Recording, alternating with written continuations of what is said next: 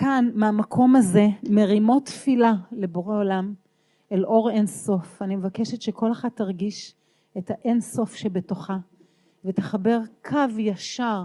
אנחנו נבקע את התקרה הזאת, ואת החומה שמעלינו, ואת שמי התכלת, ונגיע עד האין סוף, ונבקש מבורא עולם שיתעורר ברחמים מרובים, לשם ייחוד קודשה ברכו ושכינתי, שהקדוש ברוך הוא ירעיף את רחמיו על עם ישראל ברחמים, ויביא את הגאולה, כמו שהרבנית אמרה, כל כך יפה מבפנים לבחוץ. ונקדיש עכשיו רגע 5 שניות לשתיקה, רק להביט למעלה ולהתפלל.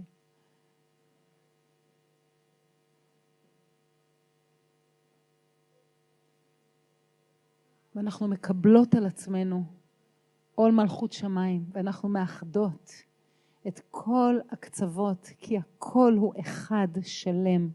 וכשאנחנו נדע שהשם אחד ושמו אחד, יתגלה גם כוח האחד בעם ישראל. אמן.